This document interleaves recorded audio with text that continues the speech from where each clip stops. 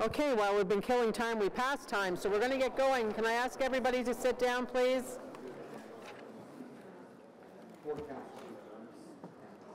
Our visitors have been sitting. It's just the rest of us that have been busy.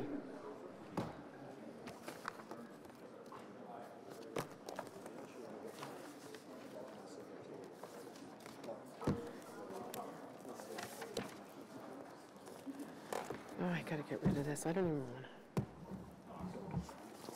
As long as I have this thing here, it's going to be...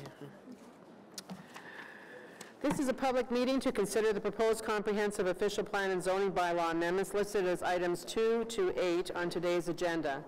For the items just mentioned, only those who make oral submissions today or written submissions before the amendments are adopted may appeal the matter to the local planning appeal tribunal. In addition, the applicant may appeal the matter to the local planning appeal tribunal if council does not adopt an amendment within 150 days of receipt of the application for zoning and 210 days for an official plan amendment. A comment sheet is available at the door for anyone wishing to submit written comments on these amendments or to sign up to speak. And if anybody around the table has any motions on any of the items listed today that we don't have before us, please submit them as soon as you can so that staff have an opportunity to look at them, that the delegates in the audience have the ability to see them and know them, and the applicants as well. Thank you. Any declarations of interest?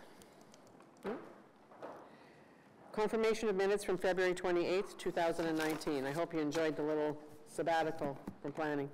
Carried? Okay, item number 1, we're having a presentation on that, and that is our Planning, Infrastructure, and Economic Development Department 2018 year-end report. We'll hold that item. Second item we're holding, we have speakers on the zoning bylaw amendment 3930 and 3960 Riverside Drive. So that will be held. And number 3, we have a motion of deferral. Vice Chair Tierney. Great, thank you, Madam Chair. Where the applicant requested zoning bylaw amendment 10 for the Old Blades Avenue 175A Main Street is unable to attend the meeting due to some personal circumstances. It's requested deferral item to the next planning committee meeting, therefore be resolved that it be deferred to April 11th, 2019's planning committee. So I know that yesterday afternoon we found out about the relationship illness that is causing the motion to defer for one meeting length, so until April the 11th, I think it is. I asked our committee coordinator, Ms. Duffany, to reach out to anyone who had registered, and she did reach the people at that point that had registered. So if there's other people in the audience that are here to speak to, and she did get in touch with Councillor Menard as well, and he and I spoke yesterday afternoon. If there is anyone here to that was not aware that we would be moving the deferral, and again, I apologize because we only found out about the circumstances yesterday afternoon. The item is zoning bylaw amendment 10 Oblatz Avenue and 175A Main Street. So I'm going to go through the list of speakers that we have registered, and we'll start from there. Heather Jarrett, Peter Tobin, Karen Duffton, Ron Rose. You did a good job so far. John Dance, Phyllis Odenbach-Sutton, Paul Goodkey. I haven't seen Paul. No. Now we have a new sign up, Camrose Burden. Okay. So Camrose, then we have the applicant, which of course they're aware because it was them that asked for the deferral. Pardon? Peter Tobin? Oh, sorry, I didn't see you put your hand up. So with a motion to defer, which is the item that's before us now, if you wish to speak, it's to deferral. It's not to anything else. And I know that Councillor Menard asked for my assurance yesterday that it would be deferred. As a new dad of couple of weeks old baby, he said, if I don't have to come in and I'm sure it's not going to be on the, we're not going to be discussing it, please let me know. So So you don't need to speak to deferral, either of you? Oh, sorry. So the motion before us, the motion is to defer this item until April the 11th, which is the next meeting of Planning Committee. And so if anyone wants to speak to it, we're actually speaking to why you disagree with that motion to defer. I won't be here. I'll be out of the country on the 11th. But you can submit written comments if you haven't already. A lot of people, like I know on several of the items we have before us, we have a lot of people that have submitted written comments because they're either working, still down south, out of the country, having babies, whatever. I don't know whether that's one of the ones that's came up today, but there are reasons. And I'll tell you that we do, our committee coordinator makes sure that we all have that information, and as we read the reports, we're reading your submissions as well. Babies get priority. Oh, tell me about it. I got 2 right now that I'm looking after for 6 nights, and I get it. 9 grandchildren, there's barely a night goes by that I'm not doing something. Okay, so on the motion to defer, and the applicant doesn't need to speak to the motion to defer. Anybody that's here, Kelly? Okay, thank you. So on the motion to defer until April the 11th, the Oblates, carried? Carried, thank you. Right. The next one is in Alta Vista Ward. It's zoning bylaw amendment for 2723 Lancaster Road. I have, if needed, Tim Chatters here for J.L. Richards and Marcel Deneme. Does anyone have any questions on the zoning bylaw amendment for 2723 Lancaster Road? And Mr. Chatter and Mr. Deneme, you don't need to speak if we don't have any questions. Okay, and no one else has signed up. So on this item, is it carried? Thank you. The next item, number 5, is the zoning bylaw amendment. What number is that? Number 6. Next one, after this. Are they against it? Yes. Zoning bylaw amendment, 380 Rolling Meadows Crescent. It's in Councillor Dudas's ward. I have no one here to speak on it at all. Does anyone have any questions? Is this item carried? Thank you. Thank you. Number 6, is the zoning bylaw amendment for 5331 Fernbank Road. We have, if needed, Carl Fernie from Fulton and Dennis Eberhard from Street Properties, but we just had a late sign-up who's in opposition, Syed Sude Kalajani. Okay, is that you, sir? No, I don't need you yet, but you're here to speak against this item, correct? You're here to speak against this item?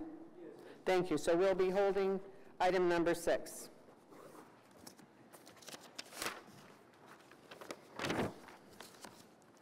Item number 7 is the zoning bylaw amendment for 536 Rochester Street. We have Murray Chown here. Does anyone have any questions on this item? Murray, do you need to speak if we're prepared to carry it? No, I do not. Okay, is this item carried? Thank you. You're welcome. Item number 8 is a zoning bylaw amendment for 429 McLaren Street. Again, I have no speakers on this. Anyone have any questions? No? Is it carried? Carried. Item number 9 is a settlement of appeals to official plan amendment, 150 Natural Heritage System schedules. Does he have a motion? And Vice Chair Tierney has motions on this, but we have Ursula Mellons is the legal representation for Richcraft K&L, who's been working on these.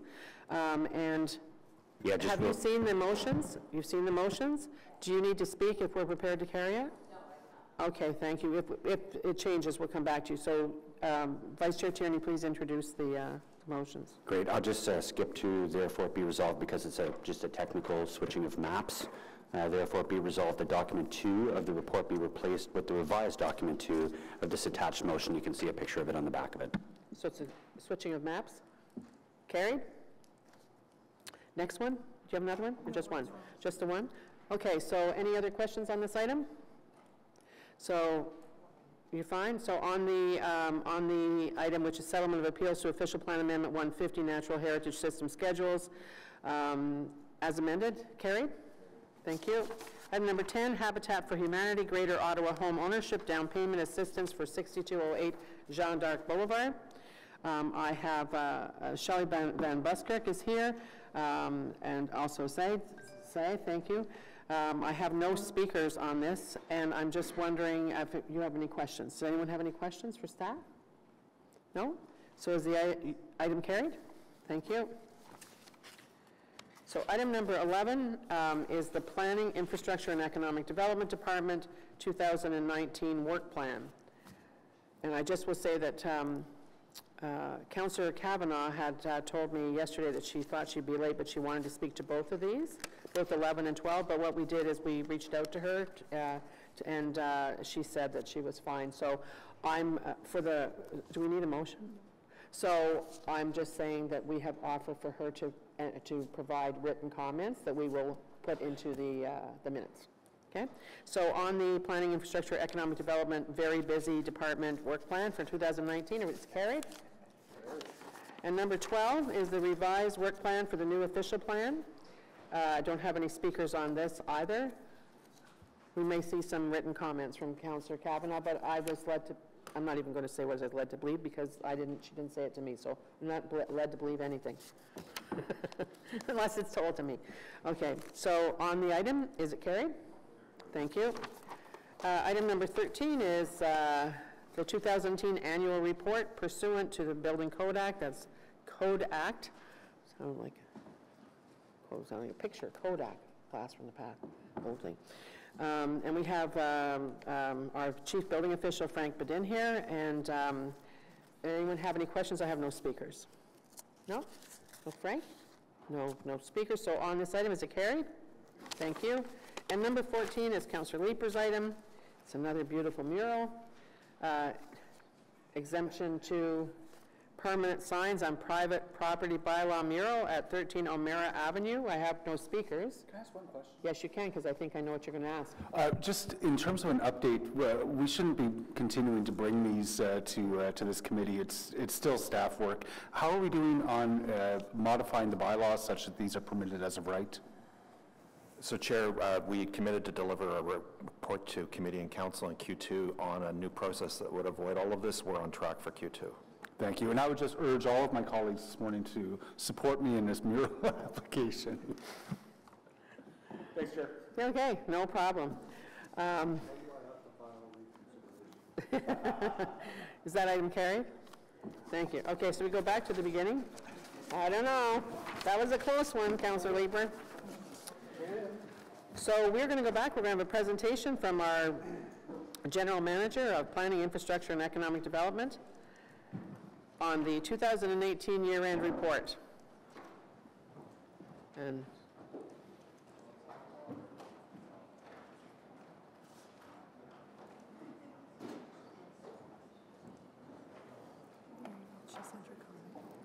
oh, and for the record, I'll just read into the record what Councillor Kavanaugh sent.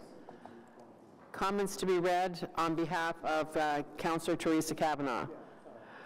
The secondary plan for Lincoln Fields is a very important part of what we as a city can accomplish in terms of bringing in opportunities to work with developers, city planners, and our community stakeholders to reach our goals of creating a healthy, livable city. I look forward to working in partnership with the community, our city planning department, and RioCan. This project will be a positive development for Bay Ward and the City of Ottawa. That's great. Okay? Thank you. Anytime you're ready, Mr. Willis. Thank you, Chair. Pleased to be back to you again to deliver our 2018 annual report. This is part of our department's regular annual reporting on how our use of delegated authorities, and also our report to you on the volume of activity and major accomplishments for the year. With me is Charmaine Forgy, who is our Manager of Business and Technical Support Services for the department, and Andy Bresides assisting me. He's part of our BTSS team. He's assisting me with the presentation. So we've talked a lot about this, particularly with the launch of the official plan, is that our objective that we are striving for as a community is to be the most livable mid-sized city in North America. We've seen this before, and it certainly will be discussing that a lot more through the official plan process through this year. So because we're looking forward to looking at last year, I won't focus so much on that question at this point in time. The next slide is really a statistical overview of the volume of activity and planning services that we have accomplished in 2018. So we had over 1,000 planning applications received, which is a continuation of the upward trend that we've seen, particularly in the last 3 years. The Building Code Services, as you saw with the Chief Building Officials report issued about 9,400 building permits this year, which again is a good steady increase in the last number of years. And what's really quite significant is that that group conducted 112,000 building inspections, and that number does not include the steady 3 weeks of work that Building Code Services basically stopped all regular activity this year after our tragic tornado event to inspect over 500 homes in Dunrobin, Arlington Woods, Craig Henry, and Greenboro.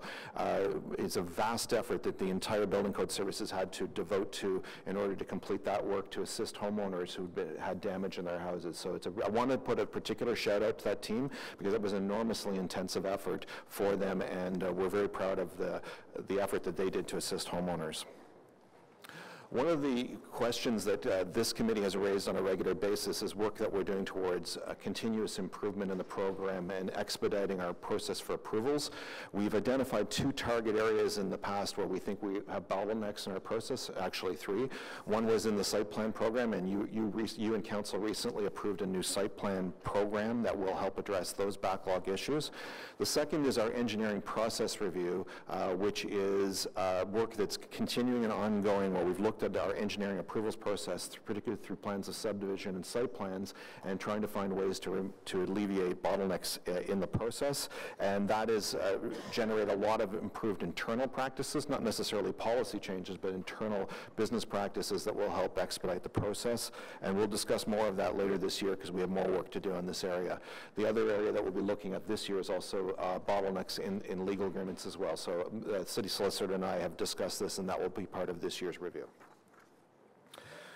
We often talk about major approvals, and I think the most significant thing is in response to council's decision, very strategic decision to invest in light rail transit, we are seeing the development community respond to that, and development applications are showing up in considerable focus towards our LRT system, and we've processed a number of very important TOD approvals this year, one in the East End at City Park Drive and one in the center at 900 Albert as well. So it shows that the marketplace is responding to our major strategic city building infrastructure investment.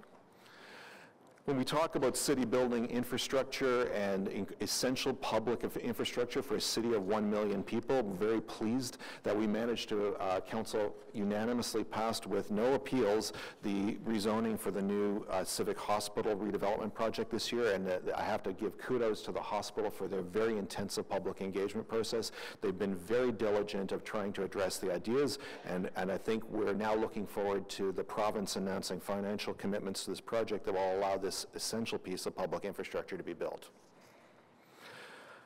On the economic development side, the most significant piece of work in the last year was the 1 million square foot Amazon warehouse facility, which is under construction and will be opening this summer.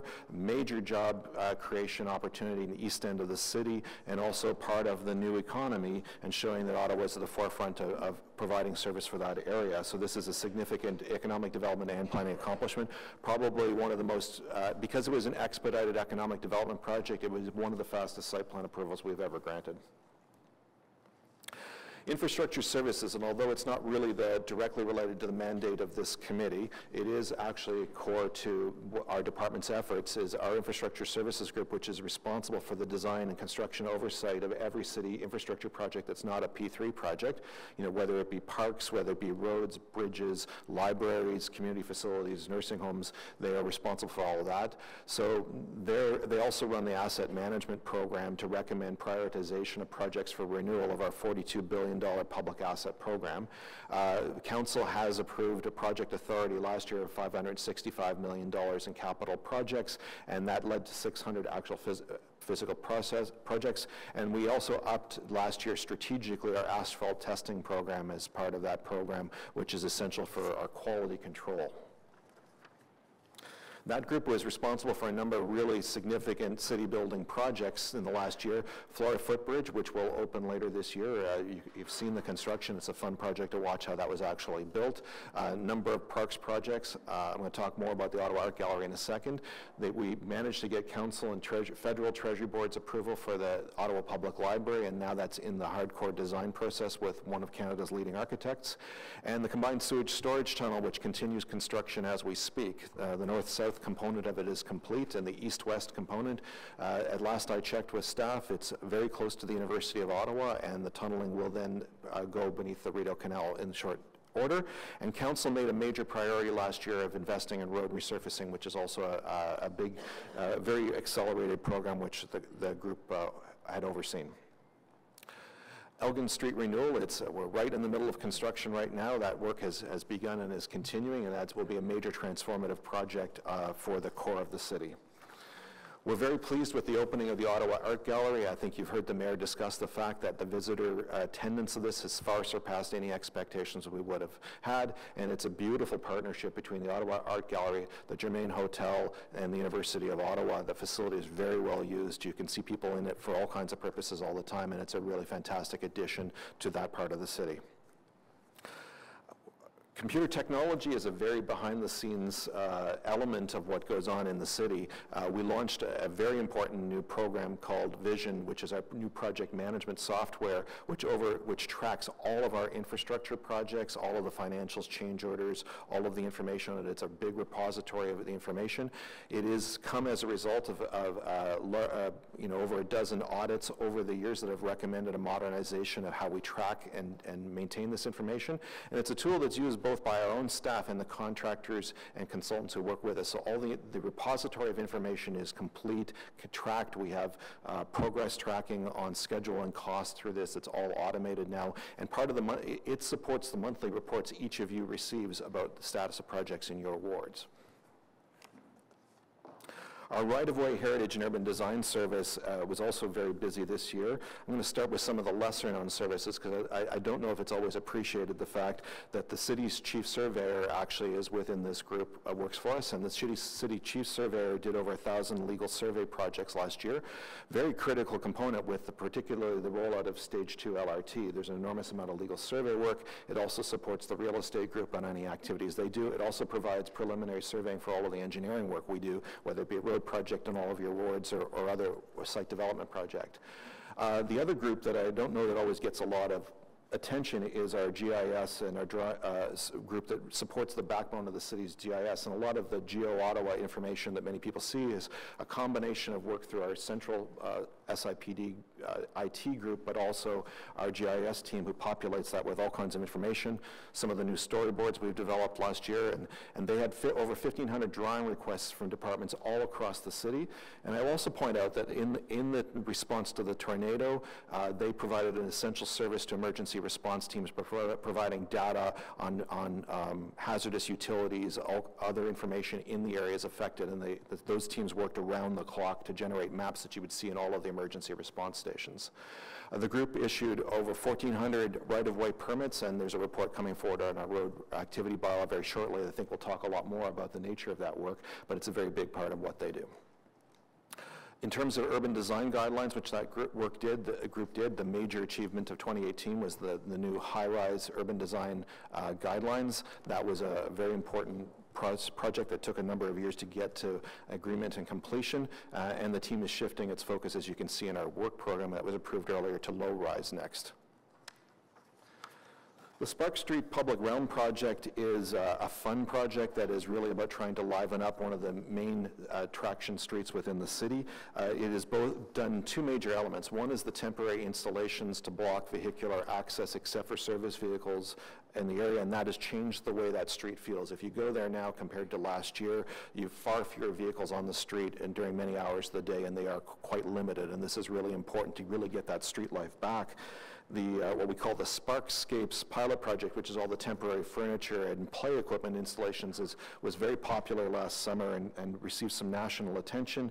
And these are pilot projects, and we're studying the effects of those pilot projects and how they were used. And this is a partnership with the BIA for the Sparks Street BIA, the National Capital Commission, and Public Services and Procurement Canada. And this is input to the long-term public realm program that we've had public meetings on in the last month. The Byward Market is also, we started the Byward Market Public Realm Plan last fall, and that has had, we had very big numbers of public participation in that project. I think this is, people from across the city want to see our Byward Market thrive and evolve with time as a center activity, and we know that once the LRT opens, this will become so much more accessible for people because the LRT station is going to be on the doorstep of the Byward Market. Economic development and long-range planning had a series of initiatives. I'm going to talk about each one of them in turn. Ottawa Next Beyond 2036, which was the precursor of the official plan, was an important report, and that has been now led us into the official plan review process. We are very pleased with the results of our initial work on the R4 density and zoning review, and as a result of these zoning changes, bunkhouse development that would come after the effective date of this bylaw is no longer permitted in Ottawa. So this has been a very major improvement to the quality of life in some of our downtown communities. The Hard Rock Casino rezoning through the process was also the creation of a major new economic activity in the south end of the city, and that we'll see more of that development activity through the next year. And an interesting project, if you haven't had a chance to see this, would encourage each of you to try to get out to see it, is that we worked in partnership with the National Capital Commission to set up an autonomous vehicle test facility at the NCC's Greenbelt Research Farm. It was a very underused assets with about 16 kilometers of roads already there, fenced off from the community. So ideal conditions to test autonomous vehicles in winter conditions and all kinds of work. So our traffic services team worked with our economic development team to get that facility up and underway, and major research firms from across Canada, many of whom have their headquarters in Canada, are out here working and testing autonomous vehicle technology. Also, as a piggyback to this project, we are developing the Center for Open Innovation and Networking, which is really focused on a precision agriculture program, because if you're doing all of this tech facility on the roads, in the adjacent fields, there's an enormous opportunity to test autonomous technologies for agricultural equipment, and also new technologies for monitoring and sensors on ground moisture, nutrient levels, and the like. So this is where these two initiatives were piggybacking together at this really unique site in the center of Ottawa. So talking about groups their work isn't always obvious, our business and technical support services, which is the behind-the-scenes backbone for everything the department does, they generated 216 committee reports with staff that brought, I think you had about 200 of the 216 come through planning committee, but we have a very, very large number of reports that have to do, 165 access to information requests, and we provided 50 different training courses. We also had over 160 stakeholder engagement events through the course of the year for all of our planning initiatives, including 48 public meetings, 6 online surveys, which is, by the way, our uptake on online surveys has been quite substantial. We're finding as each year goes by, more and more people are really engaged with this idea of online surveys and 8 online consultations. And we also run a number of educational events, and we have an e-newsletter subscription base of almost 12,000 people. And our planning program, planning primer program, which has been in place for many years, remains really, 2007, remains very popular. We have requests all the time to continue to do this. It helps communities understand the planning process.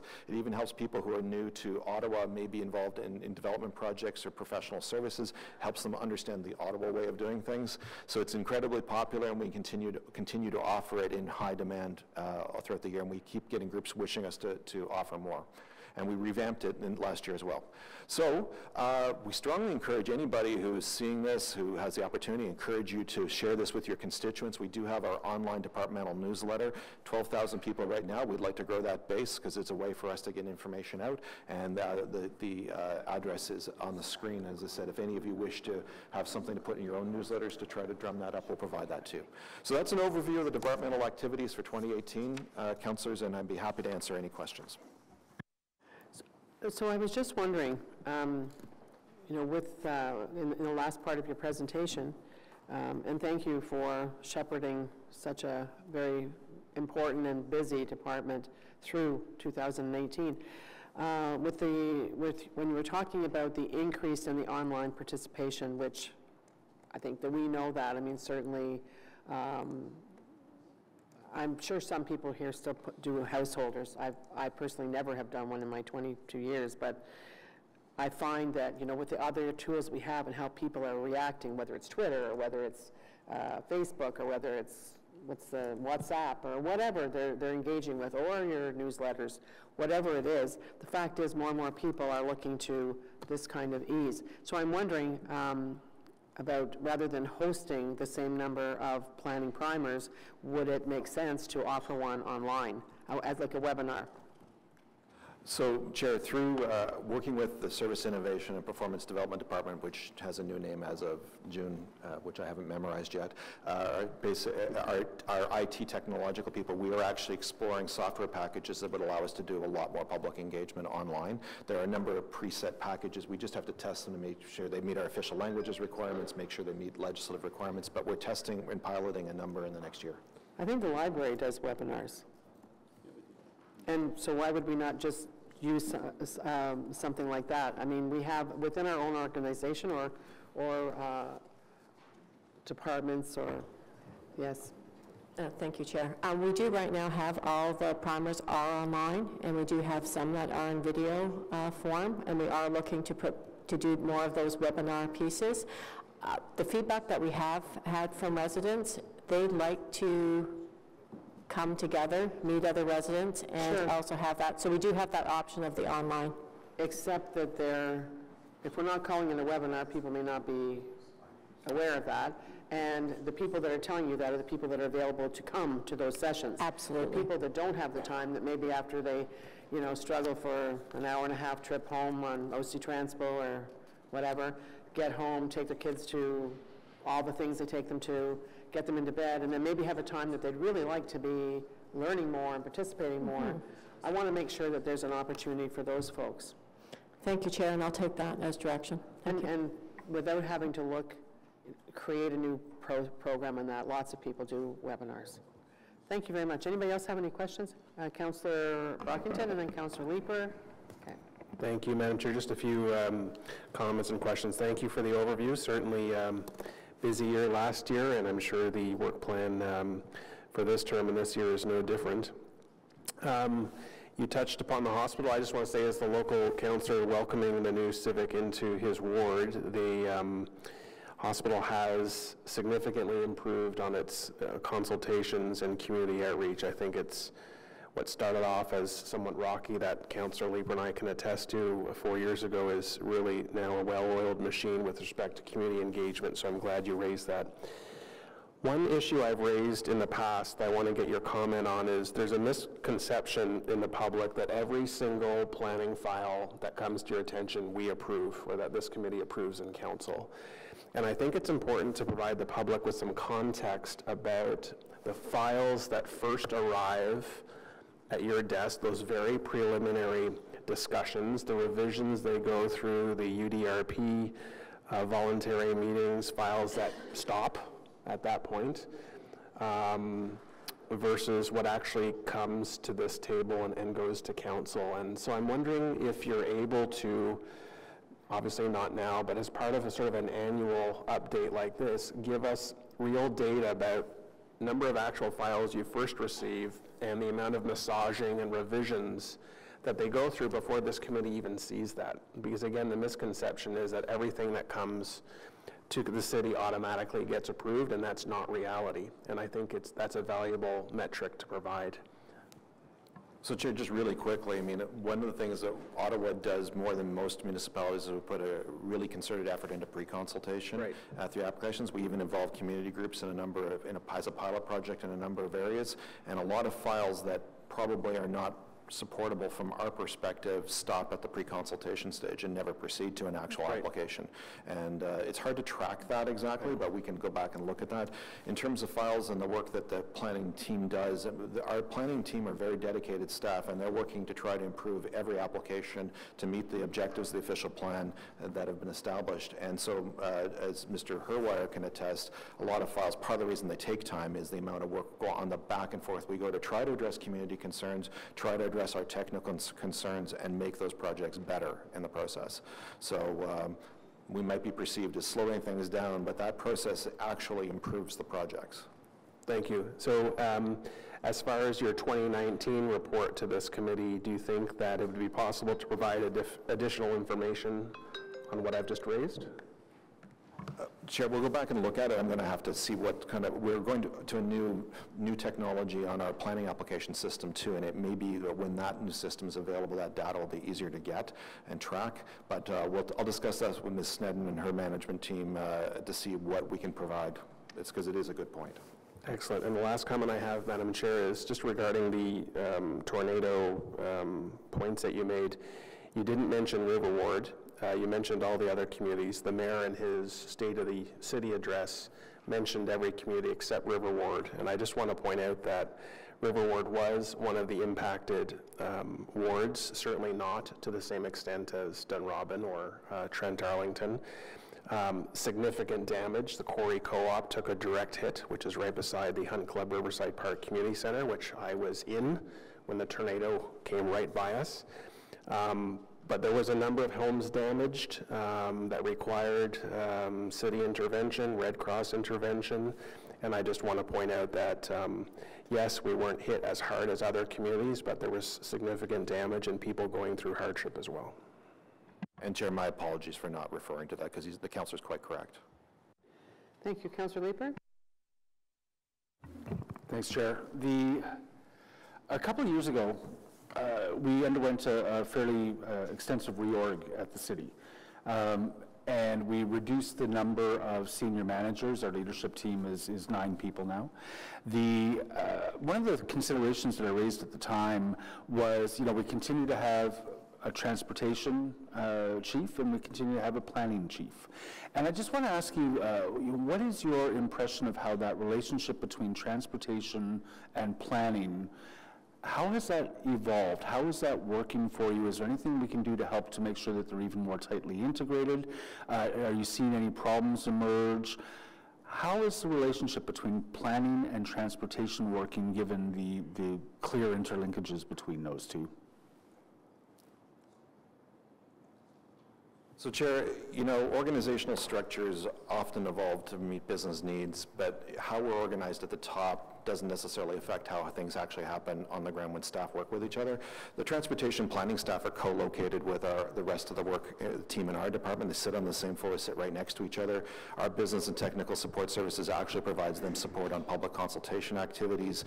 Mr. Smith spends all kinds of time in Ms. Chee's office. Ms. Snedden has set up an interdepartmental working group to make sure that we take high-level issues that are repetitive and actually address it. I'm quite satisfied that because basically, I can only think of 2 times in the last year Mr. Manconi and I even needed to talk to each other about an issue. That means everything is being dealt with at an operational level. So from my perspective, we make it work just fine. Okay. No, I was curious. Thank you very much. Councillor Bray? Thanks. Well, just to follow up on that, how can we get better coordination with from the planning side with Phil Landry's group related to traffic calming and new subdivisions? Because in fairness, that's still not happening. Like last year, Phil and I and his team, we walked a subdivision that's like 18 months old to figure out how to drop another 50 or 60 grand in brand new traffic calming measures that frankly Minto should have built when they built the roads in the subdivision. So how can we get their eyes on those plans with recommendations before they're planned and then or while they're planned and before they're actually built, and then accepted by the city. So Chair, I actually happen to agree with the councillor entirely. This is an area that we had an update meeting on our Building Better, Smarter Suburbs recently, and we talked about a couple of areas that haven't, the intent's there, but it hasn't fully translated from operational practices. This item was raised, and we are working on it as a team because it does need to improve. I think it's an issue, and Mr. Herwire, who has on-the-ground experience, may want to add to this. I think it's just a lag issue, that plans that were previously approved and built that already had reached a level of approval that we weren't able to apply it, but those ones that are going through the system now, it's being picked up more. Mr. Herwire, do you want to add to that, since you have... Thank you, Chair. Yes, I believe the General Manager is correct. Currently, traffic calming, as per previous direction from Council, is to be looked at in all new subdivisions and built in to the extent possible. I don't know the specific example you're referring to. It could have been approved sometime previous to... So I guess I'd like to understanding to the extent possible, because some of the best traffic calming actually requires either geometric or physical changes at an intersection, whether it's raising, et cetera, and then that changes overland flow of the water, so your catch basins have to move and all the engineering that they've done. So how do we do the traffic calming? How do we understand where we want to put the traffic calming before they've spent all this money on engineering, and then we get this, they come crying to us, oh my God, it's going to cost us a fortune to change all the engineering, we're going to delay closings and all this other stuff, knowing full well that we're going to face all sorts of crazy complaints, 6 months after the thing opens. Yes, that was an issue previously in terms of servicing proceeding in advance of that happening, but in the last, I'm going to say 12 to 15 months, a geometric plan is required that shows the curbing, the raised intersections before any permission is given to put in pipes. So they're now together. Yeah.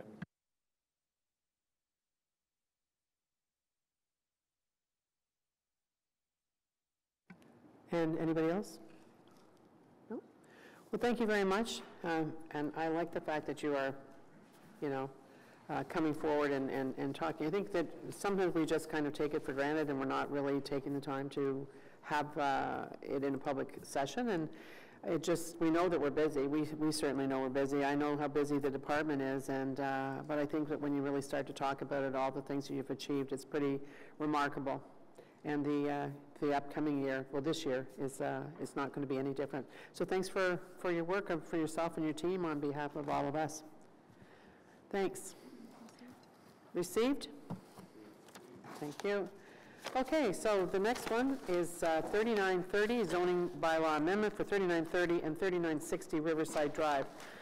I see a lot of people in the audience, and I just want to make sure that in case you came in late,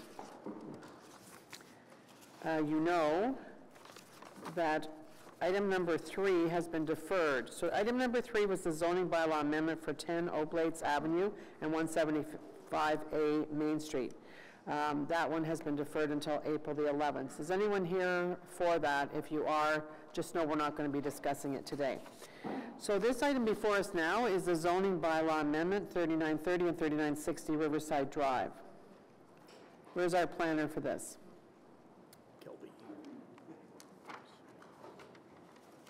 Kelby, Loden, Unseth?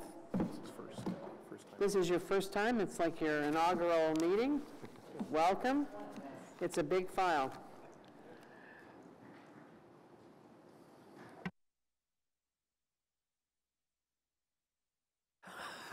I just said to, this is off the record, but I just said to Don Herwire, I said, with that name, where are you from? And at the same, when I was saying Wales, he said Saskatchewan. It just is such a different name. What? The nationality is Norwegian. Never, I never occurred, no. They're all in Saskatchewan. It's none of our business, it's just kind of a neat name, so I probably killed it. How do you actually pronounce your name? Yeah, Loden Unseth. Oh, okay. Yep. Good. So thank you for coming up here. We're not having a presentation, but we do have people in the audience that have come out to speak. We have Councillor Brockington, who is here, and we have the applicant represented by Michelle Taggart. So the first person to come up to speak is Tanya Mushka. Tanya? Have you been here before? So you go to the first seat, right there where it says public delegations, the very first chair, right? And then there's where the microphone is, you're going to, there's like an oval disc. Press that and the light will turn red.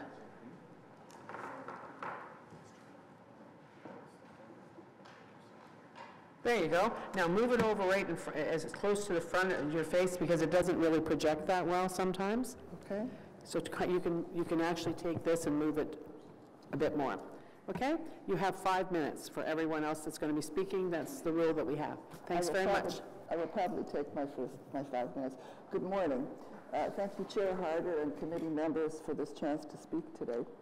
As a resident of the Quintero neighborhood near the site, I'm asking that this committee not approve this zoning change, and furthermore that it alter the status quo by eliminating the as-of-right zoning for office buildings. The applicants held this land for 20 years and has a right to develop it. However, circumstances have changed, and I believe this site is not amenable for all the uses requested. The situation seems to be one where a decision to delay development over these many years is resulting in a risk transfer to the commuters and the local residents. I'd like to talk a bit about risk. The Planning Services report is silent on risk in its section on page 16. I respectfully suggest that unmitigated safety risk would be incurred if the zoning changes were to go ahead and if the offices were allowed to be built. I'm sorry. Can you take that off my time, please?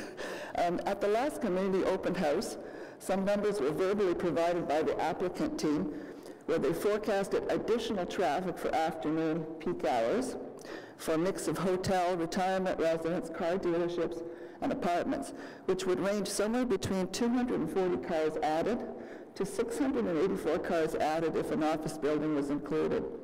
This order of magnitude is not a marginal contribution, but will significantly impact intersections operating at capacity.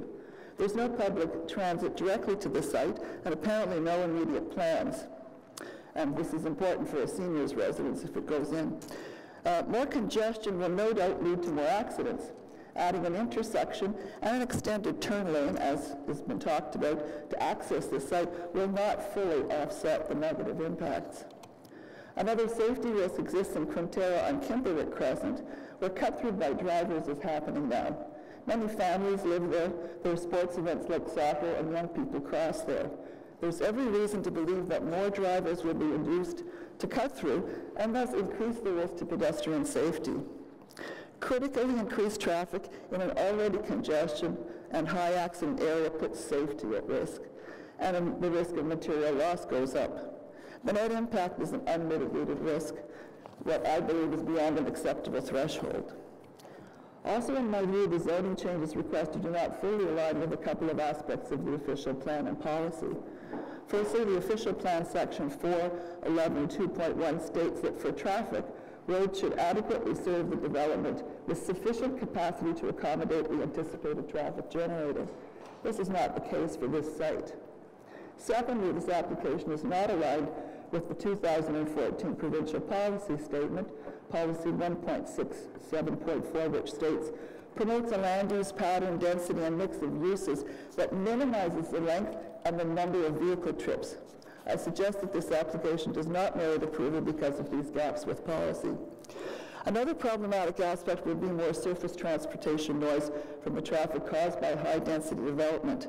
This does not align with section 4.11.2.7 of the official plan that states development should be located and designed to minimize the potential for significant adverse effects on adjacent sensitive uses related to noise. The scope of the applicant's study, unfortunately, did not include the neighboring area of Quintero, a part of which runs along Riverside Drive. Quintero residents should not bear the cost of retrofitting their homes to attenuate increased noise caused by the density of this development. It's proposed that any committee decision be conditional on doing the transportation noise assessment for the Quintero residences, including creating sound barrier fencing along Riverside. In conclusion, approval of this application would allow for land uses that generate high traffic. This increases the risk to safety and property within this high collision area. The Planning Services report did not address this in the risk management section. The applicant apparently has an as-of right to put offices on the site, greatly adding to traffic and associated risk. It's proposed that a zoning change be made to exclude this from the buildings on this site. The applicant has an as-of right for retirement residents and residential care facilities. And herein lies a very good solution for this site in my view. That is the establishment of a long-term care facility instead of other traffic-generating land use. Traffic added by that type of facility would be minimal by comparison. As we all know, there's a shortage of long-term care spaces with long waiting lists. Some of the city hospital beds are currently occupied by persons who cannot get a long-term care bed. So there's a domino effect occurring from this development, maybe Your time, but I'll give you 15 seconds because a wonderful opportunity exists to establish a long-term care facility on the site, working collectively with the applicant and with the counterparts in City Hall working on the healthcare side. I strongly encourage the committee to examine the rationale and the means by which this could occur. Thank you very much. Thank you very much, and I was listening to what you're saying about a noise study, and I think that there were some noise studies that were carried out. I asked our acting director, Mr. Herwire, and so we were talking about that, if you saw me talking. But on the long-term care, I'm not a transportation expert, but as somebody who has had people in long-term care and been on the boards of long-term care, I would think that the amount of traffic would increase, one, because you have to have more staff for long-term care that are coming and going at different shifts, and they're there, for a 24/7 period, but also because of the number of family members that visit people in long-term care. Do we have any data on something like that? I just speak to that for a minute. The suggestion is to put the long-term care facility there instead of the I understood that. I certainly can't comment on whether there's a need or desire to locate a long-term care facility there. We could get back to you with what the typical trip generation would be for that. Don't have that offhand. Yeah, well, but again, okay. And Mr. Simpson, I see you in the audience. You don't have that kind of information, but maybe somebody else does. Thank you. Does anyone have Councillor Brockington? Hang on a second. Thank you, Madam Chair. Thank you for coming down today, and you and I have certainly shared a lot of email back and forth. Can you just help illustrate for my colleagues what Riverside and Hunt Club looks like around 4 o'clock in the afternoon? With your microphone. I can, and I thank you for your comments in the planning services report. They were right on. At 4 o'clock in the afternoon, the traffic goes down past the bridge and probably up to what's called Revelstoke Drive. And on a worse day, it goes all the way back to Walkley Road. In the wintertime, I think we're probably talking right close to where Canoe Bay is going to go. So it is quite difficult. Now, the other aspect is that people who want to come off of Uplands, because they may have come around or they want to get onto Riverside to get down to Riverside South, for example, they can't get on to Riverside because, as you know, when there's a light turning, everybody pulls up right to the edge. So they don't have enough room to actually even turn on. So there's two kinds of traffic, not to mention the IBM employees who are, I think it's IBM, who are right beside there, can't actually get out. So there is a traffic issue, and I think everybody knows it. It is an inconvenience. It's the question for transportation people to determine what are those standards and how they need to be improved. However, to me, the key here is the safety side. I think we need to talk about risk. There's a lot of risk, it's not just sitting in a car. People get hit, and people can be hurt. And there's loss of traffic, so loss of injuries, some kind of injuries, and loss of material loss, because insurance claims go up for all this stuff. So really what's happening is some of this will be underwritten by the insurance companies at the end of the day. So it's more than just an inconvenience, I think. It's a serious decision that you're making today. Thank you. Anything else, Councillor Brockington? No, thank you very much for coming out. Thank you. I'm going to call next Mike Gorman. Mike, are you here? Yep. There you are. Come Come on up.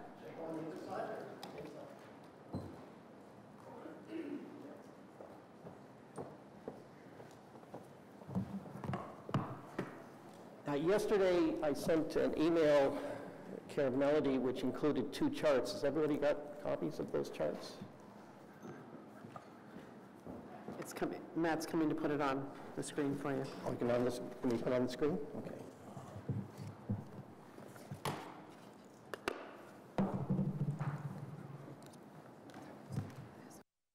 Okay. Sir, you have 5 minutes for your presentation. Yes, thank you, Madam Chair, members of the committee. I speak to you today as a resident who, with my spouse, has been living near the area in question since the early 1980s. We've been witness to vast green spaces transformed to commercial development. Let's consider the staff report released March 18th and comments from Councillor Brockington in the context of 2 vital issues: traffic flows and impact on the site itself. So I see chart 1 is up there. This is a Google map of the intersection.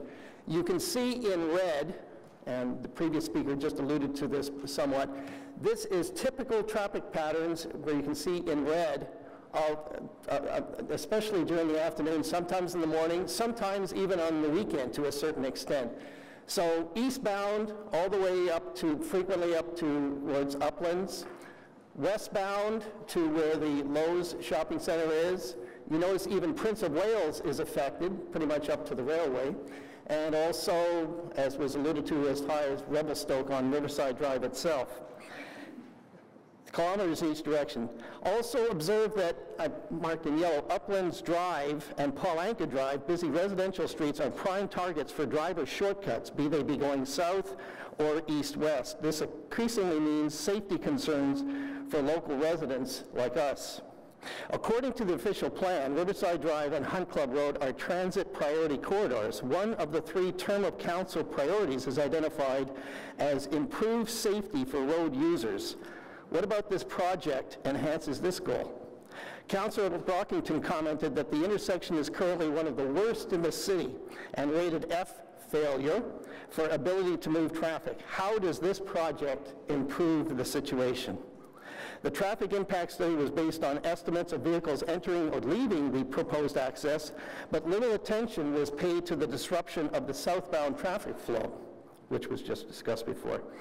The response of a project spokesman at the public meeting held last June to my question about the ripple effect of the additional traffic was, use public transit, not an option, sir, not there, or live with it. Thank you, sir, for your concern. Can we please have chart 2? Oh, okay. I hope this delay doesn't count against my time. We have chart 2.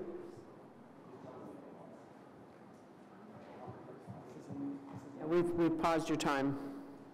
Pardon? We paused your time. Your clock okay. is not rolling. Can you put it up on the screen? Oh, okay, there it is. All right. So this is obviously a Google Earth picture of the intersection. Observe that the green space has a wide front on the Rideau River. The staff report notes this portion of the river has been designated the Rideau Canal National Historic Site of Canada, a Canadian heritage river and a UNESCO World Heritage Site. However, only the top half bordering the river is protected. The lower half is subject to what the development allows for as an environmental protection zone buffering it, whatever that means, from the river. The Cultural Heritage Impact Study, in connection with the city's official plan, advises prohibiting land use that produces noise, fumes, or dust. Good luck. Clearly, in addition to the proposed structures themselves, major construction will be necessitated to change the land contours given the grade slope of 10 meters or more and up to 6 meters below the roadway level. Deemed warranted signals will be based on traffic volumes, apparently not on safety, which a partially hidden intersection connecting to high-speed traffic should factor in. Given the surroundings and given the term of council priority of supporting a sustainable environment, should the maximum height allowance be 14 to 18 stories? Anything of such heights will stick out like a sore thumb. What a wonderful image this would register as visitors' first impressions. Should such a property be transferred to feature yet another apartment building, retirement residence, hotel, or car dealership? Former City Mayor and Ward Councillor Jim Durrell was quoted recently in the Ottawa Citizen to say that Ottawa should do more to take advantage of the waterways that help define the city, that not enough has been done to make them bustling public places such as cafes or boardwalks. Now there's a positive approach to respect this World Heritage Site and still contribute to the city's tax coffers. And that maybe outdoor sports or training facilities could also do that as well. Clearly, meaningful compromise is called for, especially if we want to have a more organic legacy for this last pristine quarter of the city. Madam Chair. Thank you very much. We actually, I don't know whether everybody noticed the email that we received this morning from Paul Johannes. It just came in overnight. We've had some comments on conservation and that sort of thing as well too, just in case you didn't get a chance to see that. Does anyone have any questions for Mr. Gorman? Councillor Brockington? Thank you again, Madam Chair. And Mr. Gorman, thank you as well for coming down, and you and I, of course, communicate frequently as well on a number of issues. If this committee and council approves this application, what do you think the main issue with respect to the transportation network needs to be addressed? What to you is your number one priority that you could suggest or recommend? You're saying should the project in a fashion similar to this proceed? If it's approved, what would be your number one recommendation with respect to the transportation network? Well, I think we would have to provide something in terms of a public transit option. Right now, there are no buses going down north or south on Riverside Drive in that area, 0 buses. And once an hour, buses go along Hunt Club. So if one wants to give people a bit of an option, such as people living there, and maybe ones who might be interested, then that would certainly be important. And the other thing is I can't stress, I think, enough how vital it is to make sure that if some kind of an intersection has to be created there, keeping in mind that it's only an entrance on one side, southbound side, northbound side would not have access to it. And given the fact that that road as it is right now is a road where many drivers are basically, well, let's face it, sometimes gunning it a little bit to make the Hunt Club light or to turn or whatever the case might be. They're going pretty fast. And that intersection is actually in a little bit of a gully, it's a bit of a low spot. So when you're going over the hill, you don't at first know whether there's going to be traffic there. So as I say, safety would be paramount. They'd have to make absolutely sure that it's created in such a way to minimize problems as much as possible, because it's the old expression, if you put it up there, that could well be an accident waiting to happen. Anyone else? Well, thanks very much, Mr. Gorman. Next up, we have Peggy Pratt. Peggy, are you here?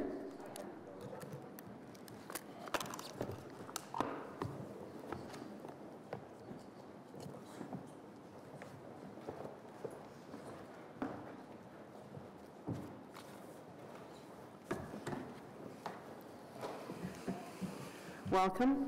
Thank you. Whenever you're ready, we have 5 minutes. Thank you. Thank you. Good morning, everyone. Thank you for the opportunity to be heard on this issue. I, in fact, live right in the middle of all of that, and on the previous slide, my house, I'm sure we could see it.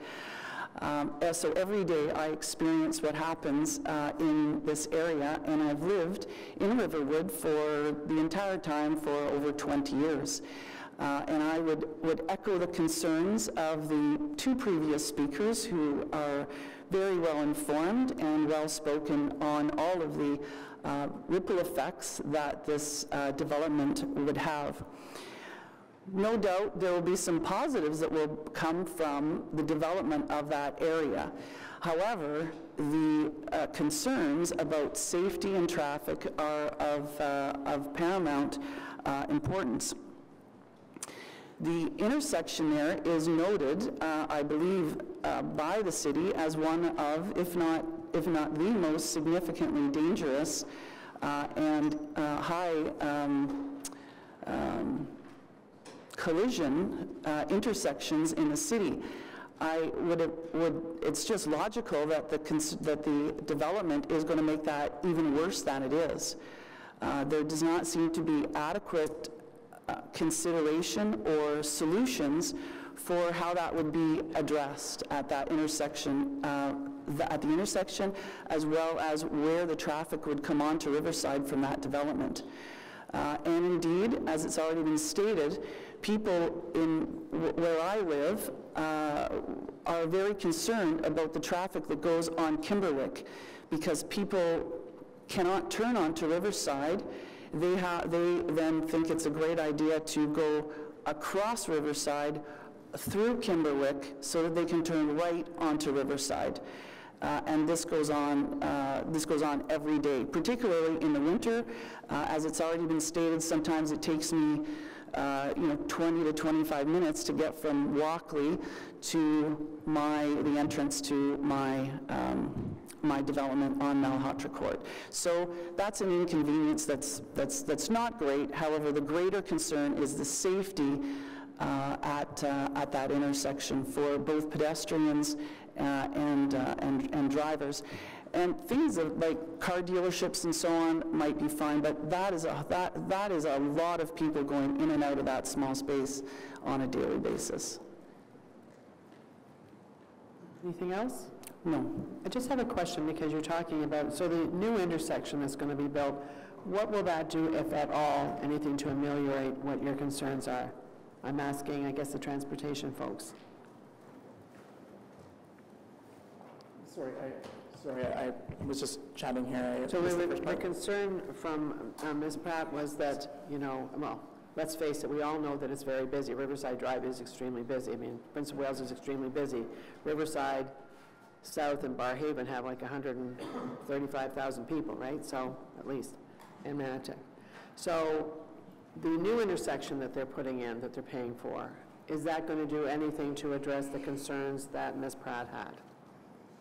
Well, one of the items that we had included with the, I guess the report was talking about upgrades to Riverside Drive southbound.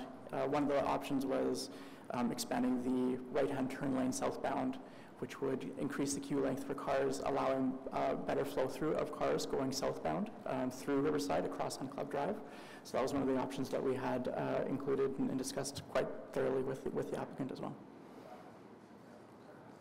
Councillor Brockington? To Ms. Pratt, first of all, Ms. Pratt, thank you as well for coming today. Will you confirm for the committee that the issue that particularly impacts your neighbors is the following, that when Riverside backs up for quite a distance northbound, these are cars that are heading southbound, what happens is people, to leapfrog over the cars in front of them, will turn into the residential community, which is directly north of this property, drive through the residential community at high speed to leapfrog all the cars that are on Riverside, to come up the most southern tip of your subdivision to get back into queue. Will you just confirm that that is the reality?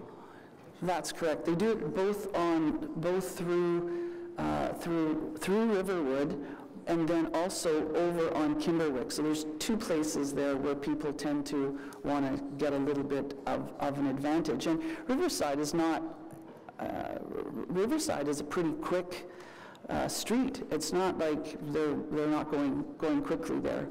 And with the amount of building that's happening in Manotick, in particular, and Riverside South,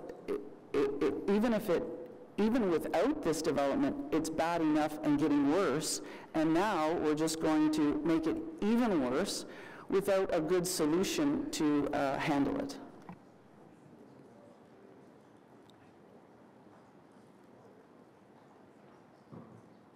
Just looking at the map, hang on a second. I guess it's not going to connect with anything there. No, people are coming through. I'm just looking at Kimberwick.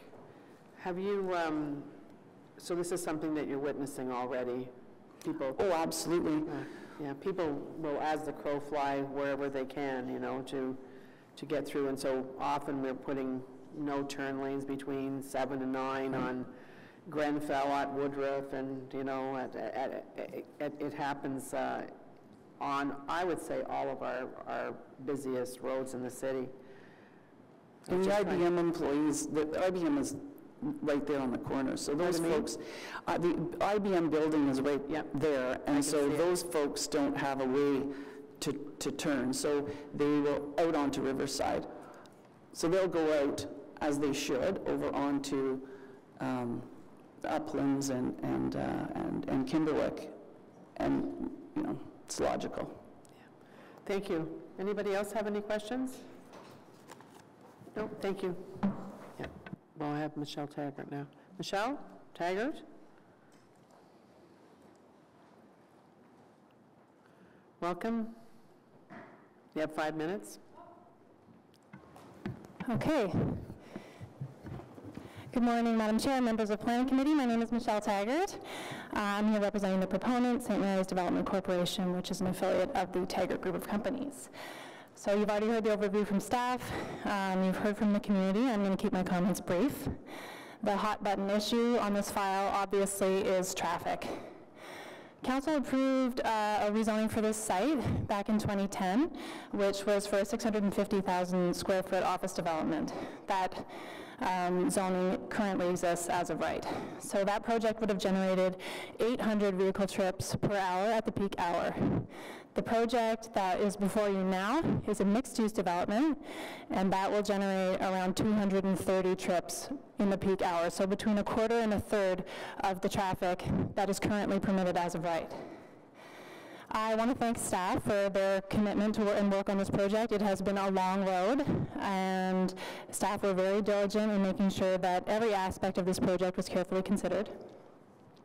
And we support the staff recommendation as written. I have one item that I wanted to clarify. So as we've been discussing, the Hunt Club Riverside intersection is one of the worst intersections in the city. It's rated with an F-. There are 6,000 cars that travel through it at the peak hour right now. So this project will add about 180, which is less than 3%. So if you have 33 cars lined up, one of them will be interacting with this site. So staff have asked Taggart to construct a 150-meter extension of the right-hand turn lane from Riverside onto Hunt Club, along with other roadway improvements. And while we're happy to assist in the remedial work and pay our fair share through development charges, even offering to front-end it, this is a major intersection and it has major problems, and funding for improvements to that intersection should be paid through development charges. So if you have any questions about this or any other aspect of the project, I'd be happy to answer. I see Brian Casagrande with you too. Yes, this is Brian Casagrande from I think it's a Photon. good time for Vice Chair Tierney to talk about the motion that he has been working on with regard to development charges, and then I'll have a comment, if need be, from Mr. Herweiler. Great, thank you, Madam Chair. And then I'll go to questions of the So I guess this is some work that was going on with Mr. Willis, and there may be some wordsmithing, but be it resolved that the right-of-way intersection identified under further improvements in the transportation section of the staff report related to Riverside Drive between Kimberwick Crescent and Hunt Club Road be identified as a project funded through DC account related to the intersection control measures, traffic signals, roundabouts, and turning lanes.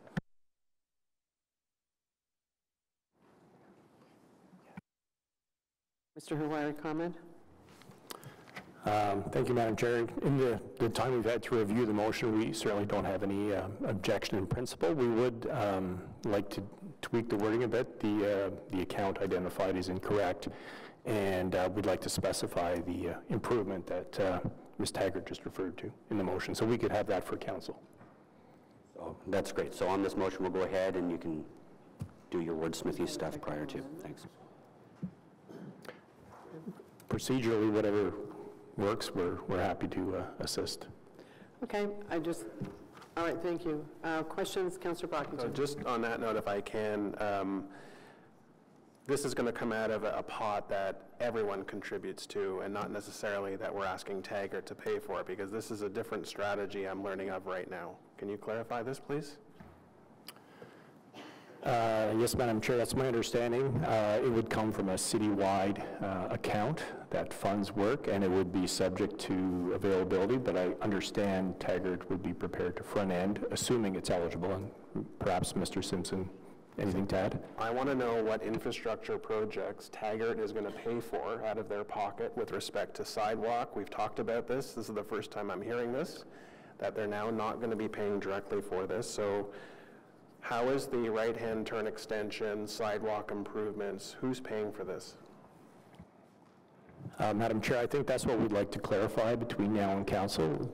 Like staff's understanding, the new intersection, the sidewalk, the other improvements identified in the report would continue to be paid by Taggart. It's just the right turn lane from the new intersection to Hunt Club that they feel is provides citywide benefit and would like to be considered as eligible for development charge funding.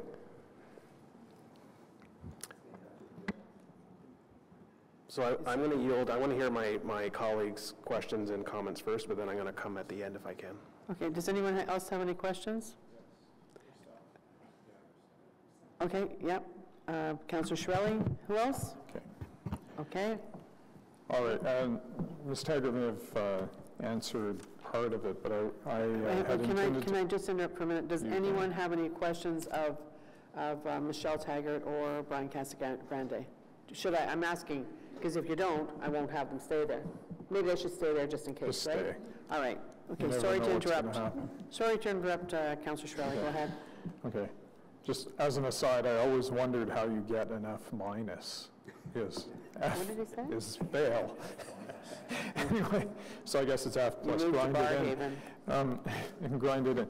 Anyway, so my question was, you know, people tend to look at change and say, oh, I just don't want it. But under our system, there are many different things that are allowed, and some of them may be a lot worse than applications in front of us. So I think it's important for residents to understand what they could get if they don't get this. So I wonder if you could outline a couple of the uses that could go in there as of right, that and what their traffic counts could be as of right relative to this application.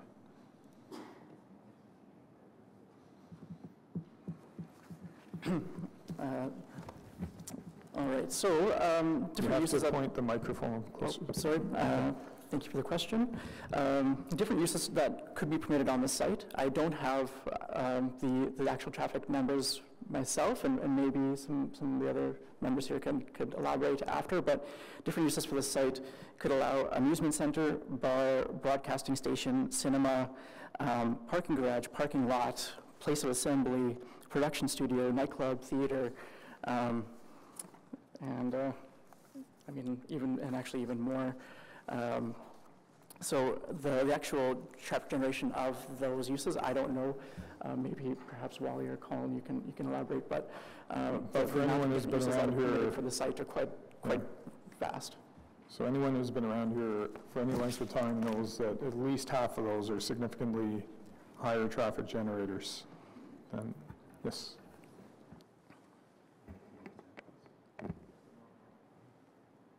Is that correct? So one of our transportation people should jump in here, I think. Yeah, I think, just before Colin or Wally jump in, I think it was fair to say that there is a significant office component that is permitted. There are other uses that would significantly add to traffic and peak flows, but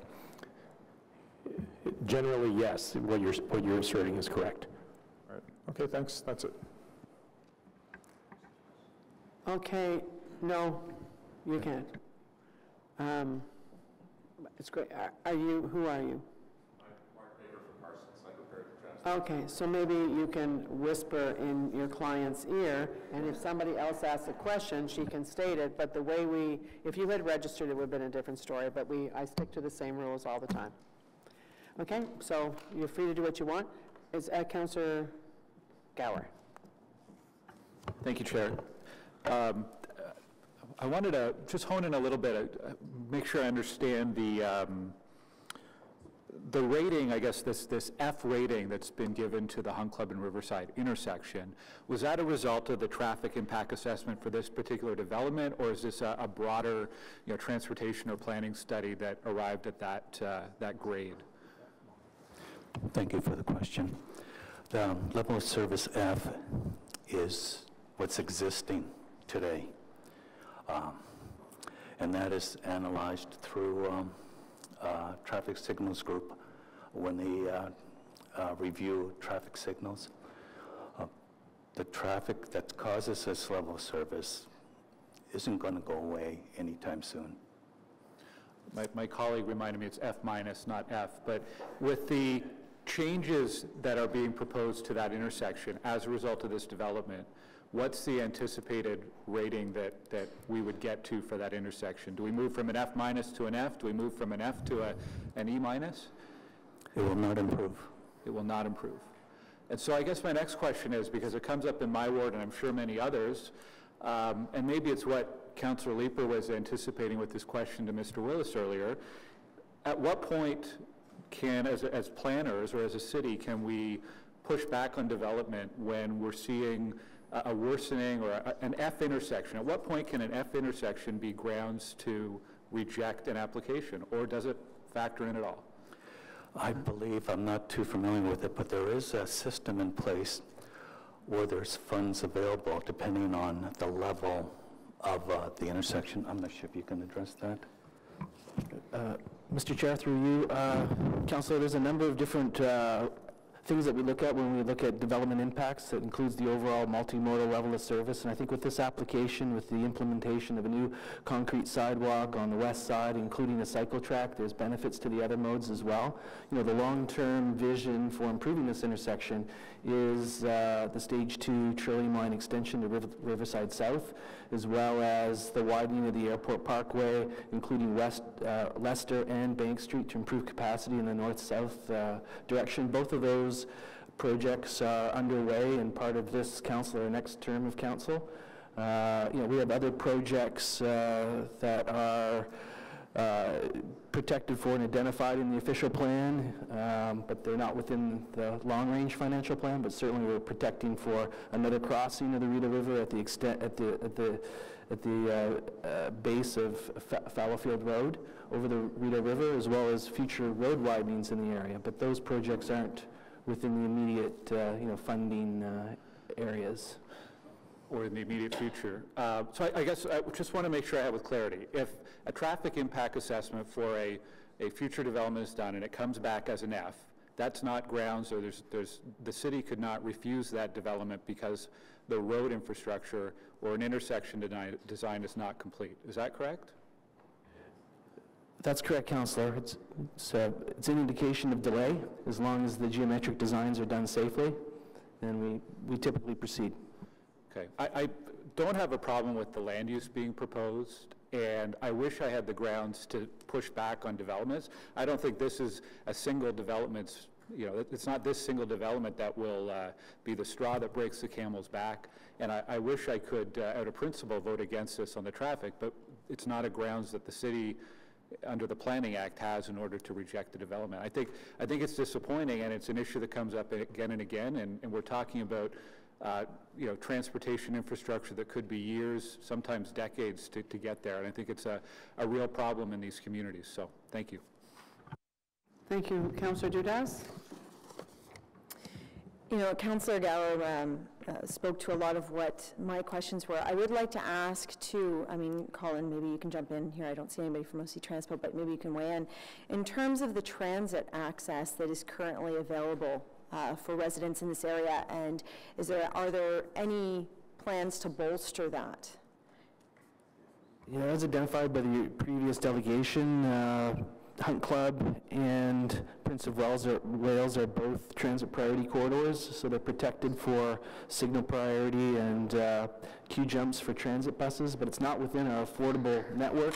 There are longer-term plans, so with the fullness of time, the extension of the Trillium Line and the further development of the transit plan, you know, that's the long-term solution. So, I mean, and Councillor Gower spoke to this too, you know, this intersection is particularly awful. I've been through it many a times, but there's intersections throughout the city where we're either in failure or we're on the brink of it. And, you know, I find this is a bit of the definition of insanity, right? Is we keep doing the same things over and over and over again and anticipate a different outcome. And, you know, the comment that this traffic isn't going to go away anytime soon, it kind of shirks the duty of the city in terms of planning and being proactive and making sure that some of these long-term initiatives aren't, you know, on the forefront of our decision making. You know, this development itself I don't have any objections to, and I'm pleased to see that it's going to put less traffic on than some of maybe the initial, plans for this site. However, it boggles my mind as to why we're intending to put more traffic into an intersection that is even less than a failure. And I think that's you know, something that we as a city need to really take on in terms of planning for this. If we know that we're going to anticipate high density development in a site, why are we not putting in all the tools that we need to anticipate that far in advance, as well as transit? And I get that stage 2 is coming, and I know that will change our landscape, but maybe I'll put to you that we need to look at how we can get more people on buses. I'm happy to see that there's a cycling infrastructure coming, MUPs, things like that, but maybe a greater emphasis on that when we look at developments of this nature is you know, city in partnership with development, we need to start looking for that. So, you know, I'm having a really hard time with this particular application, not for the merits of the application itself, but just more so of the lack of planning as a city. And I'd really like to see if we can emphasize maybe some more of the transit opportunities in the short term, as opposed to looking to long term. Thank you, Councillor Dudas. Does anyone, are you going to have any questions of the applicant? That's the applicant, yeah. Okay, great. Okay, Councillor Brockington. So just before you do, anybody else? So Councillor Brockington, this will be questions and wrap up. So I'll ask my question to the delegate, Ms. Taggart. Ms. Taggart, you're aware of the cut-through traffic issues in the community that directly abuts this property, and you want to be a good corporate neighbor. I know you want to be a good corporate neighbor. We've had discussions recently and in the past about making a contribution, particularly for traffic calming initiatives. There have been a number of initiatives already undertaken. I don't want people to think that there hasn't been anything already. We've tried a number of initiatives thus far, but some of the more successful ones probably will cost a little bit of money. So will you confirm today that you would be willing to make a contribution as part of the site plan approval process? Thank you, Madam Chair. Yes, indeed, we'd be willing to contribute to traffic calming in the neighborhood. Okay, I just wanted you to confirm that today. So, Madam Chair, I have no questions, additional questions for the delegate, but I do want to provide comments. Okay, so thank you for coming forward. Thank you. Back over to you. So, you know, using the camel's analogy, the camel's back is broken now. We're not waiting for this to be the final straw, but you know, River Ward is centrally located. It has significant number of north-south arterial roads, which are used predominantly by commuters that live south of Hunt Club Road. Whether it be the Airport Parkway or Bank or Riverside or Prince of Wales or Fisher or Marival. These are the main north-south arterials that our friends to the south use to get to the Queensway or get to the major employment centers north of River Ward. And Riverside is no different. It is a significant arterial road which shuttles tens of thousands of vehicles a day. And as long-term residents have stated, as they've seen our community and city evolve over time, have we seen more development, particularly on the Hunt Club Parkway, the commercial development, the additional residential development. People are concerned about the chasm between planning and transportation. In fact, I was asked to amend my comments in the staff report because I was critical of this chasm between transportation and planning. And for the lay people, for the average resident who lives beside these types of developments, they're saying, city, we don't understand why you would consider a planning proposal. It may have strong planning merits. I support mixed-use development in the urban core on 2 arterial roads. That makes sense. But you can't do that in isolation of the current challenges that the community faces. And that's why my residents, they're not NIMBY folks. We've had a sign on this property for 20 years. For 20 years, there's been a massive sign that says, future home of a senior's residence. And we knew that development was inevitable. We knew that this corner would be developed. And we want to see smart development. And we want to see development linked to a solid, multi-use transportation plan. There is no transit service that shovels on Riverside. There's a strip of a bike lane that will be built connecting to no other bike lane, but this strip fronting this property will have a sidewalk and bike lane. So that's not a solution. And so Mr. Simpson is correct that LRT Phase 2 will take some pressure off because it will serve Riverside South. And the closest arterial road to our east is the Airport Parkway, which is currently single lane. That is in the queue to be widened. That will take some pressure off. But to Wally's point, this intersection will continue to be enough. It cannot handle the volume of traffic. And so in the grand scheme of things, the net increase of traffic, when you compare it against 40,000 vehicles, is small. But again, it goes back to people can understand, well, if it's already a failure, why are we continuing to approve more and more? That's what people can't wrap their head around. So, I have no problem voting against this on principle at council. I don't have a vote here today, but I do want to reiterate that. Is everyone in the community supportive of the components going in here? No, there's pushback on car dealerships. It's ironic we're having a conversation about car volume and we're putting in a car dealership here as one of the components. But overall, people are reasonable that they understand the options for development here are quite large, but they're concerned about the current and future challenges. The local community association, the Hunt Club Community Association did provide written comments. They are not supportive of the application amendment or the application that's been put forward, and I want to raise that today. So, I mean, this is a key intersection in the south end of my ward, and we're all aware of the traffic concerns, the lack of public transit, the lack of bike lanes or other modes. We're building this so people can drive to and from it, and I think in principle that is wrong.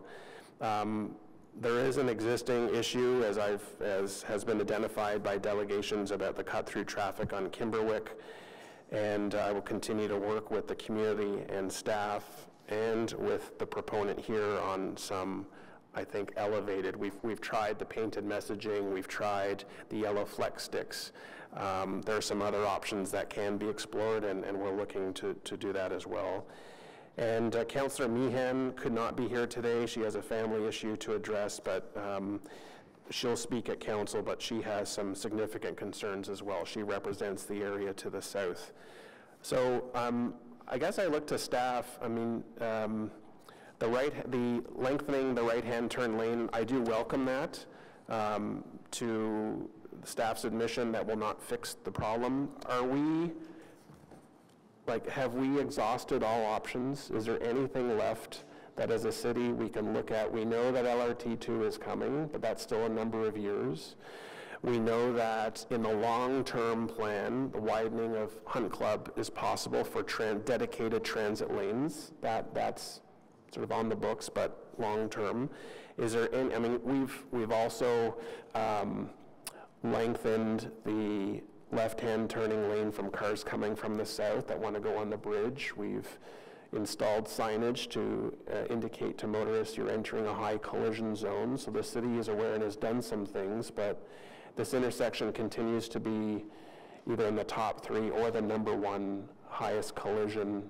Thankfully not serious collisions, but still high for collisions. Is there anything left? Like, I've thought about giving direction, writing motion, but if there are no options left, And even under a line of questioning from my colleagues, while you still say it will still be an F, what remaining options are there? Thank you for the question, Madam Chair. Riverside South will be widened from 4 lanes, I believe, to 6 lanes. That can accommodate the traffic southbound. There has been improvements done on Hunt Club Road, westbound left turn lane, and that should reduce some of the rear-end collisions that are occurring at this intersection. Other improvements may be down the road. Like Colin mentioned, there's an additional bridge to cross the Rideau River. That would definitely help. There's the Earl Armstrong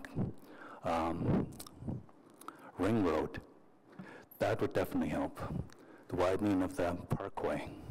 And there's a few other projects that are being considered just to alleviate some of the congestion. I appreciate that. I mean, even conversations with OC Transpo, their issue is, again, not sufficient volume. That's the issue.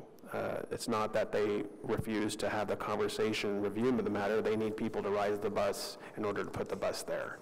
And again, even if the residential that's being proposed is built, it will not be enough to substantiate a bus. But that doesn't mean we keep trying and keep promoting other modes of transportation. Madam Chair, I think you realize my frustration and concern. You know the intersection well.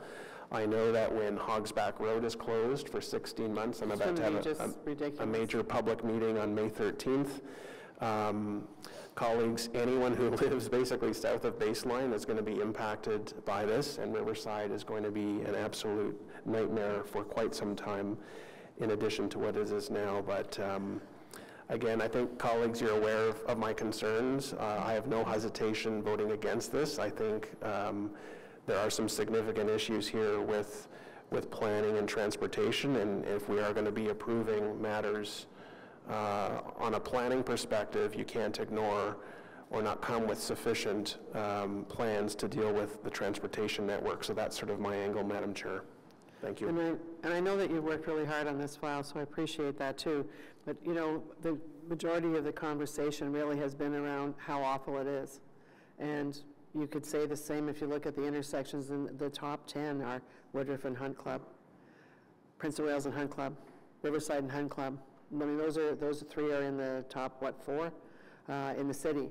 And we plan to widen Prince of Wales, and we plan to make changes, and we plan to do, the Southwest Transitway, continue it so that it's taken out of the Woodruff mix north of Hunt Club. And all these things are going to be factors, but they all are driven by money. So we're working on the new transportation master plan, and we all know that we've got to be very, very good on that, because for those of us in suburbia where we've had such massive growth, yesterday we were asked to pay extra for to bury the hydro lines on Montreal Road. And you know what? Why I object to that? I mean, I voted for it, but you know why I object to it? Because all those streets, Elgin, et cetera, Queen Street, et cetera, all of those streets, look at in the work plan for what we're doing in Rideau Ward this year alone, no matter where it is, and yet what gets bumped? Where we're growing the city. Where we're growing the darn city, which puts a further burden on all you people that are here in Riverside South. It's not that we like to add to the traffic on your roads. We don't have any options. We just don't have any options because we delay the Airport Parkway. We delay, we don't even have the Greenbank realignment. We've got houses that are built with this 400-meter space in the middle of it that's just dirt and gopher holes where 2 bridges are supposed to go across, okay? I mean, it's absolutely ludicrous. I mean, Councillor Blais and how hard he's been fighting for roads to get out to where all the growth is coming from, and yet all of these people are paying for all of this other stuff in the center core, and we get squat. So with the Transportation Master Plan, I'm really happy that Councillor Blais is in charge of that this term. We know we got lots of work to do, and there's those of us on this committee, like Councillor Leeper, Councillor Blais, Councillor Hubley, myself, who are working, and Councillor and Vice Chair Tierney, who are working on the development charge bylaw, and we'll have like a mini one of that comes through. It's all important pieces, but today we have before us the zoning bylaw amendment for Riverside Drive, and I want to thank all of you folks that have come out to speak. We know that we're going to have that motion that was introduced by Vice Chair Tierney will be fleshed out and before us at council. So on the item, so we're not voting on that motion at this point, but it will go to, it will rise to council. Yeah. The amendment, sorry, it will go to council. The amendment will go to council, okay? And only because I think that, you know, there's not a question that, you know, we would hope that some kind of investment like that will help the situation, but the situation is what it is. So on the zoning bylaw for Riverside, what number is it? I haven't got my glasses on here. 3930, said I? 3930 and 3960 Riverside Drive. Carried? Okay. Right, and again, knowing that that motion will be going, that we've already got on the books, so it'll be before us. All right. Just to be clear, so the spirit of this motion is going to council, you're just going to finalize? It is going. The only thing that's different is the development charge number, the file number. Good, thank you. Okay? Thank you. And it will go the 10th, April 10th to council. Okay, thanks everyone for coming out. The next item that we've held is number 6, zoning bylaw amendment, 5331 Fernbank Road. Again, Laurel McCrate is here. We have no presentation on it. We do have Syed Asudeh Kalajani. Come on forward now, sir. We also have Carl Ferney from Potan and Dennis Eberhard. And so I will call you up if need be. This is in Councillor Hubley's ward.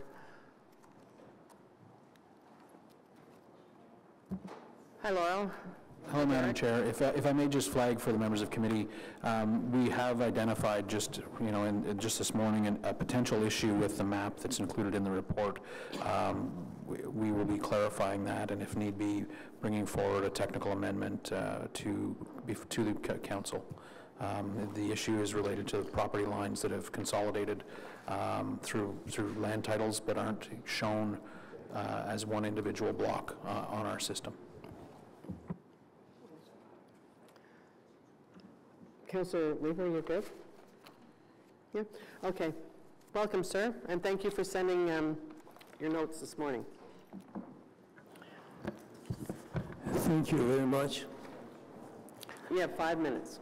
Oh, I think I will use just 3 minutes of that. I'm Mohammed Asudeh. We are living where, if the amendment is approved, a gas bar and a car wash will be located just behind or very close, at most 50 meters from behind our yard. And this is what we didn't know when we bought this house 2 years ago. And this, I think, any development should provide a better environment for those living there. And I don't know how rare is this situation, or is it common to, when we bought this house, we asked the neighbors, we asked for the application of the land, nearby land, and there was no sign of this, that the application was something else.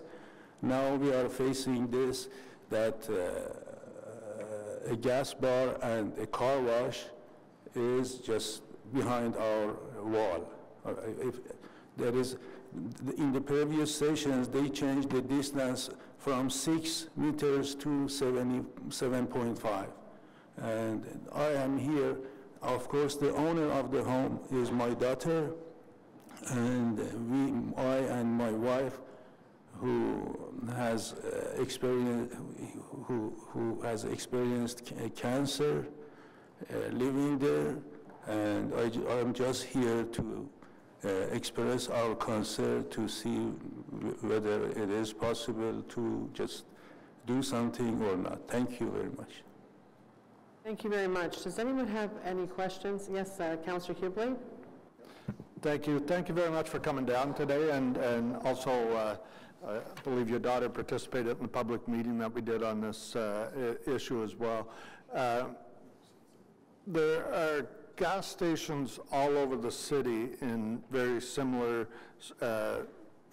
designs or setups, including in our own ward, as was discussed at the public meeting, the one at the corner of Eagleson and Hazeldean. The houses are right there beside the car wash and the gas station, and has been for, I think, 10 years or more. So it's, while I understand your concerns about living near a gas station, as far as health concerns, there's no reports from public health that living with a gas station nearby is going to create a cancer cluster or anything in the area. We're not seeing that. If there was any evidence of that, I'm sure staff would not even consider the application. But the alternative, for the benefit of this resident as well as for my colleagues, what was discussed at the public meeting was the alternative to the gas station was going to be a fast food outlet with a drive-through. And the majority of the residents at the public meeting said they would rather the gas station than the fast food. I think was the feedback we received there because of the volume of traffic that a restaurant would create right behind your house. So, thank you. And the idling of the vehicles. And the idling of the vehicles would be a lot more prominent in you know, if it's a, I won't name a restaurant, but any fast food restaurant there, as compared to this design here. If you get a chance to look at the design, the planner Laurel's done a fantastic job on this. There's a queue lane for the car wash. There's a wall there. I believe the final report, there's no change to the setback. Are we back to 7.5 for setback there? Madam Chair, yes, that's correct. Originally with the application, the applicant had asked for relief from the interior side yard setback from the required 7.5 to 6, but through discussions with the councillor, the community, and the applicant, that request was removed, so we're going forward with 7.5 as required by the minimums in the business park zone.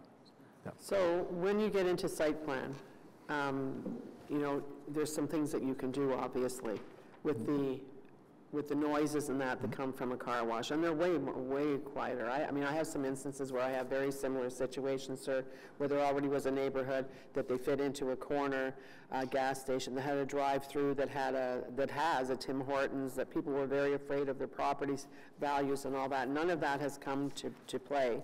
And there's a convenience store, and there's gas. I mean, it's a busy, small area. But then I have one down the road on, these are both on Woodruff Avenue, so similar to, well, busier than Fernbank, but not in the future. And they have, it doesn't have a drive-through, but it has a car wash, and how they've been able to deal with that. There are things that can be done, including with landscaping and that sort of thing as well. But the setbacks haven't been changed. At the site plan. Yes, the site plan. Piece, yeah. And that was well explained to everybody at the public meeting, so I think... so how do we make sure that all of those people, but in particular you that came down here, are involved with that process? Yeah. Madam Chair, at the public meeting, we had confirmed that a site plan application had yet to be submitted to the department, but I made a commitment along with Councillor Hubley that I will notify these people via email that an application was submitted so that they could be involved in the process. As you know, we don't do a direct mail out for site plan control applications. We put a sign on the property, and some people just might drive by them, so we made a commitment that we keep the notification list alive for the site plan to involve them. Perfect. Any other questions? Yeah, Councillor, is it for the resident? For staff. Okay, does anyone have any questions at all for Mr. Did I crucify your name? How do you say your name? Asudab Kalajani? Oh, good. Okay, well, I think we have no more questions, so thank you for coming out today, sir. Well, you can't, because I have to have the same rules all the time for everybody. There's always something somebody wishes, but I bet you can tell your counselor, okay? Now, gentlemen, you asked a question of staff. Do you need to come and speak still? Only for questions? Okay. The answer is no. Councillor Gower? It's a question for staff. I'm just curious, when there's a applicant who's trying to build a gas station, is there a provincial environmental approval process that they need to go through? Is any staff aware how that process works? There is provincial requirements for an environmental compliance approval with respect to the stormwater. It doesn't necessarily deal with air emissions or things like that, but for stormwater, there is an environmental compliance approval required. Okay, thank you. Thank you. Okay, so on this item,